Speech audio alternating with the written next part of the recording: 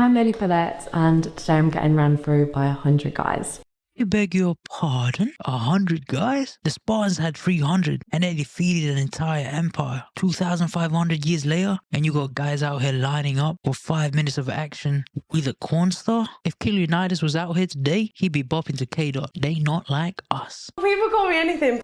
Star, escort, OnlyFans girl, anything really. I don't really care. It's not like a bother to me. 6 men sat anxiously on a sofa, waiting for their turn to have sex with Lily. Hello. Hello, how are you feeling? Nervous, no, excited. It was hard. It's kind of like being a prostitute in a sense of one in, one out, like it feels intense. Like more intense than you thought it might? Definitely. Sorry. It's okay. I'm just worried about the smell for you. The smell? Yeah, I feel like the smell will be bad. What does it smell like? Like brace yourself. Brace yourself. Oh, holy shit. I guess it... You actually can. Is that real? Yeah, he's not good with smells. Now that's tough to watch. It's like watching someone harm themselves, but instead of helping them, we're pushing them even further. At the end of the day, that's someone's daughter. Like, someone once cared for that as a toddler, as precious as a gem, and now it's just covered in dirt. Living in London, who describes herself as an English was planning on hosting an event where she would sleep with 100 of her fans in a single day. How did you get into doing this for a career? Well, I started when I was at university. Very, very tame stuff. Hand bras, underwear, things like that. Because I was at university, I was like, I'm being a anyway, could make a little bit of money. What do you mean by you were being a anyway? Like, I was just being at university. Like, I was just sleeping around with everyone. But I feel like I know of a lot of girls who have done that at university, but then haven't gone on to become OnlyFans stars. Yeah, 100%. I mean, I just was like already very, not proud, like, very just okay with doing that. Like, I've just always had quite like a sexual nature. Yeah. I just thought I might just make like a couple £100, can get a few rounds of drinks in, stuff like that. Just helps me out a little bit while I'm at university. Sure.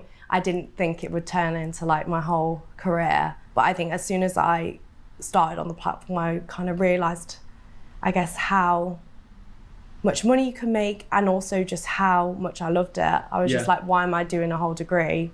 Last week I was like 23 guys all at once, and like some people would be like, you're insane, like I would have to be paid to do that. And I'm like, no, that's just fun to me. She seems to be suffering from a very serious disease called syphilis. If 2020 had COVID, well, 2025 has Hosey. It's a virulent disease targeting women in their whole phase, ranging from ages 20 to 30, particularly susceptible to catching the virus during ovulation. Symptoms are heightened libido and unrestrained eroticism, leading the infected to a self-destructive path of licentiousness, lasting for up to 10 to 15 years before subsiding. The end stage is commonly referred to as hitting the wall. This phenomenon is known as mass psychosis or psychogenic illness, which involves the spread of illness symptoms throughout a population where there is no infectious agent responsible for contagion. It is the rapid spread of illness signs and symptoms affecting members of a cohesive group, originating from a nervous system disturbance involving excitation, loss, or alteration of function, whereby physical complaints that are exhibited unconsciously have no corresponding organic causes that are known. Spread through social media and activated through psychological stimulus, the infected becomes hypnotized to its sexual desires. It's just sad to see how the world breaks people and destroy their self-worth. I mean, it's going to be a tough life ahead of her because she's still so high in the tension of it all. She fails to see that she's walking herself right off a cliff, and we're all just stood here watching her do it. I mean, you've read this story so many times. You know exactly how it all ends, and it's not going to have a happy ending. Before I had sex, I was never much for... I actually wanted to wait till marriage at one point. I just used to think it was a real special thing. As soon as I actually did it and had, I kind of realised that it wasn't special, and also that I just really loved it and really enjoyed it, and that I wanted to do it way more often. And do you think your partner one day will be someone from the industry most likely, or? Yeah, I talk about this a lot with my parents because that's the one thing I guess they worry about is like, will you ever find a boyfriend? Yeah. But There's so many guys out in the world. I think, you know, one poor bastard's got to marry me. I rather think it's going to be someone from the industry or someone who is into lending me out. Lending you out? Yeah. Like into hot wife or being a... The compromise you make for promiscuity is that you'll never get what you want, and you'll forever have to settle with whatever you get. And the further you go down this road, the less you see of what you want. I mean, the Mr. Right you've been looking for was in the block before. So building a family of your own becomes extremely difficult and almost impossible, especially to maintain a happy and good one. It's tough. But before we think ahead, let's look at her family now. Let's see what her parents think of this. I've seen you say on podcasts and things before that your family and your parents are proud of you and what you've achieved. Well, my parents knew straight from the start, like, about what I was doing. Yeah, I was just very open with it. Obviously, at the start, they were a bit apprehensive because they want me to be safe and they want me to make good decisions and stuff like that. Have you, like, recognised any of the names in here of people that you might know? Oh yeah, definitely. There's been some guys that, like, outwardly say, like, we used to go to school together. Wow. Or some of, like, dad's friends and stuff like that. What, messaging you? Yeah. I remember my dad saying, like, my friends talked about you, like, seeing you on mobile, something like that. And they know, but, like, there's just no point in being like, oh, you know, I'm doing this or doing that. Yeah. You've obviously spoken to your parents about this, right? I actually haven't. My parents know what I do, but I'm not on the phone to them every day going, oh, you know, I just got DP'd, I'm 17 guys today, or this and that. They don't need to know the logistics. Of course. I do feel a little bit, like, embarrassed being like, Mom and Dad, I'm 100 guys. Why? I guess because it's not really what my parents would have wanted me to do. Doesn't mean to say my parents are, like, going to disown me or hate me or anything like that. I just don't want them to think less of me, you know? Like, we can still be, like, very close and stuff like that, but I just don't think they need to know, like, exactly every single detail. Yeah. But they'll find out, right? Yeah, probably, yeah. This is the thing, I think, with, like, my, like, career and stuff like that. We're not sat here talking about, oh, I filmed this with us today, or, you know, I filmed this, because there's just no need. It's so important to have parents in your life because as children, we're born to wander off. We're born to rebel somewhat, one way or another. We're destined to kind of go off the rails every now and then, especially in our adolescence. As we find our way through life, we want to test and try a little bit of something, a little bit of this, a little bit of that, a little bit of everything, but only if it doesn't leave us with nothing. And that's the job of parents. Good parents will protect you. They'll cater to you. They will guide you.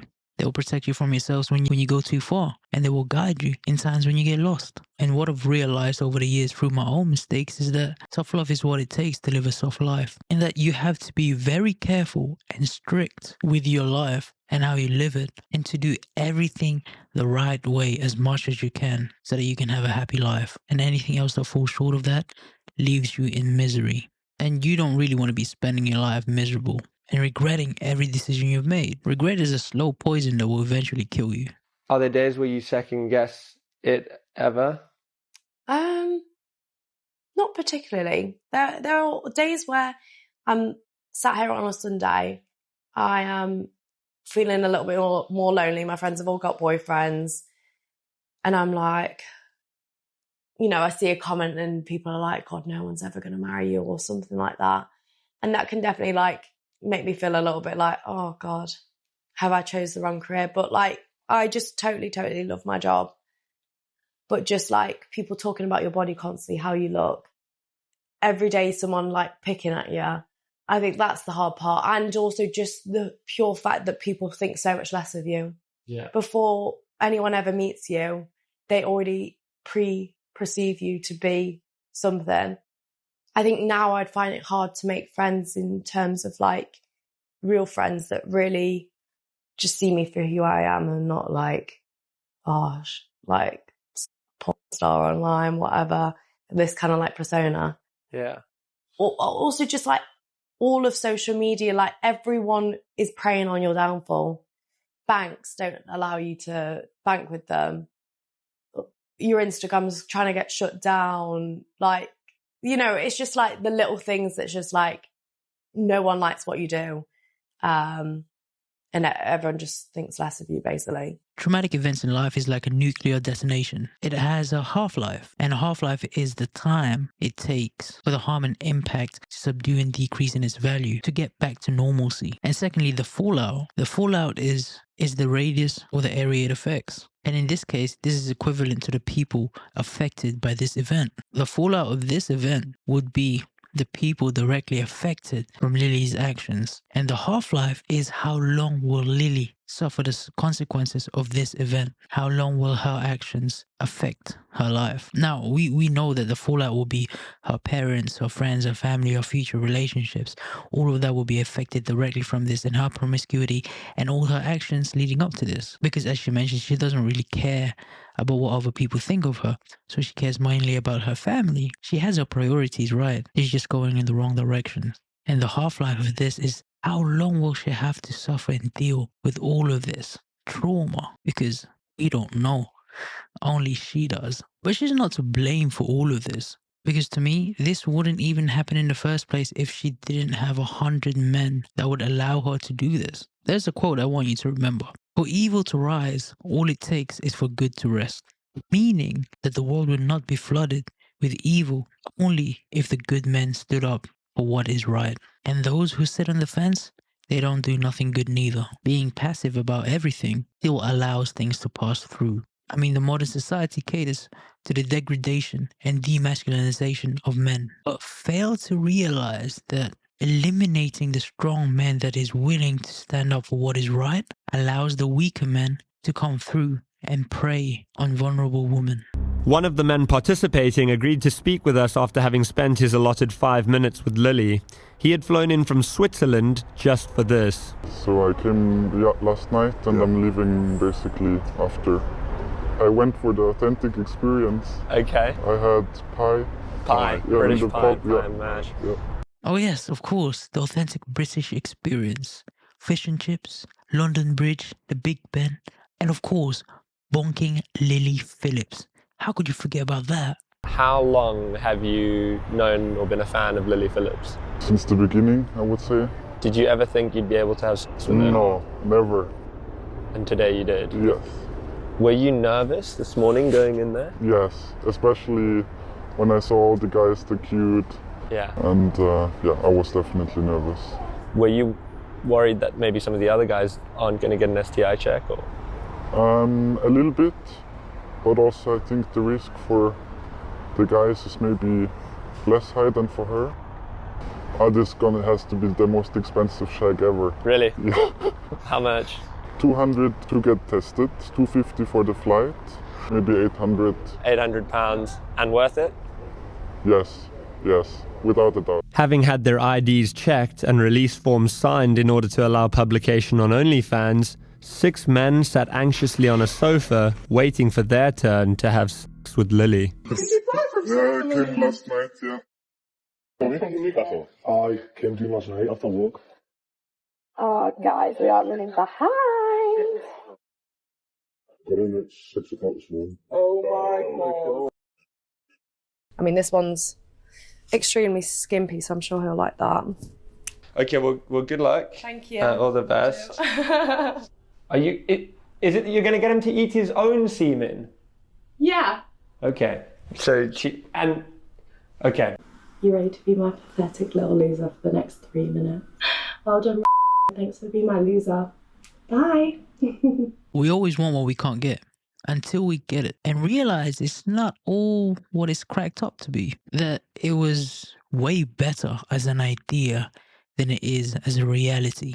Because nothing's gonna hit you as hard as a good old-fashioned reality check. And sometimes really that's all we need. Someone to just tell us like, yo, you gotta get yourself right. That you gotta check yourself before you wreck yourself. And none of us would really know this better than someone who is in the industry. Someone who's been there, done that, and is suffering the consequences right now. So let's take a deeper look so we can have a clearer understanding of how it affects the mental health coming from someone that is within the same industry. I thought it might be helpful to hear the perspective of another OnlyFans creator, so I reached out to Latier, also known as the Queen of Southampton. Basically, I went into OnlyFans because we were really, really broke. It was really last resort. I had never, ever sent anyone a nude prior to this ever in my life. So I was so naive going into it. I started off just doing bikini pictures and lingerie, but it is a slippery slope and the demand is more. Before you know it, you're having sex on camera.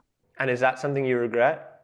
There's a lot I regret on there. Do you feel scared that you might ever have to start doing things you don't want to do in order to keep that money coming in? It is scary, yeah, because people are starting to do the most outrageous things online. I've seen so much of it lately, and I think my daughter's already getting stick for what I do. And like I said, I don't really do anything controversial compared to all these other girls. And it just keeps being like leveled up and up and up of the expectations. Well, on Saturday, I'm going to another OnlyFans creator, Lily Phillips, is planning to sleep with 100 men in a single day for OnlyFans content. Have you heard about this? Yeah, I have. Yeah. What do you think? I think it's really sad. I just worry about her mental health. I'm hoping it's a hoax and it's not gonna actually happen. I don't know. From what I've seen of her, I think she's like young and beautiful. I don't think she has to sleep with 100 guys in one day for attention. I don't know. It's like medically, is she going to be in a lot of pain? Mentally, you're going to be known as the girl that shot 100 guys in one day, and I think that's really sad. The problem is that when you sign up to objectifying yourself, it's like you're signing a deal with the devil. Like no one is going to see you as a human being. It gets to the point where everyone objectifies you. That's the reality of it. You're like the cash cow. Do you think the kind of thing Lily's doing this weekend is the future of OnlyFans? I hope it isn't, but we keep seeing so many sort of outrageous stunts. Maybe people assume they have to do that in order to get attention and followers. So it is just going to have to get more outrageous, which is quite scary if you think about it. As she announced to her fans that in February of 2025, she would be sleeping with 1,000 men in a single day to break the world record. Last week I did 101 guys. Now this was just the warm-up, because in February I'm going to be the first person ever to reach 4 digits of guys all in one day. Yes, 1,000 guys. Maybe what we witnessed that night was just someone overwhelmed with emotion after completing such a monumental challenge. Or maybe we saw the true toll this career can have on a person. So the cost of this event is her mental health, but is the risk worth the reward? I mean, is the deal with the devil good enough? Lily agreed to show me the business side of her operation. OnlyFans might be what she enjoys, but it also provides a hefty paycheck. I'll show you my first month. $13,338. And can you give us like any indication as to what a more recent month might look like? I'll just show you. I don't really want to say if that's okay. I think it's more money than you might be imagining. And you made me pay for the cab. So you say you're going to do some work today. Like, how are you going to decide what to film this afternoon? I usually am going to prioritize my customs. Like they've paid for like a customized request? Yeah, customized request that maybe I say their name in it or something that they're really into that I don't have already. Sin, what you're up to. Sometimes it's just general conversation. Like sometimes guys just want to talk. Have you like recognized any of the names in here of people that you might know? Oh yeah, definitely. There's been some guys that like outwardly say like we used to go to school together. Wow. Or some of like dad's friends and stuff like that. What, messaging you? Yeah. I just tried to keep it very professional. Your version of keeping it professional is sort of the opposite of everyone else's version of keeping it professional? Yeah. Like finances and money, life is all about the investments we make. But in the end, the only thing we get to take from life are the memories we make. It's the only thing we get to keep, that we get to say is purely and entirely ours. Everything else fades. Your body will rot once you die. Money loses its value. Gold can be hidden. Time is always passing us by. People come and go, and nations rise and fall. Nothing in this life is permanent. Nothing stays, but our memories are the only things that last. So the only way to make our existence on earth worthwhile is to live a fulfilled life. And fulfillment comes from experiences. And the best experience in life is love. To know that you have been loved. To experience what it means to live in someone's heart. That's the only way we get to live on forever. And if not, we fade, just like dust in the wind. So make sure you make the most of this life. This one life you've got. You've only got one chance. No second chances. So make sure you live it right. And remember, the best things in life are found in one. So reach for your dreams and rise to the top. Hope you like this episode of The Third Eye. I hope it somewhat edifies you and helps you see the world in a clearer light. This is Thirdy. See you in the next one. Peace.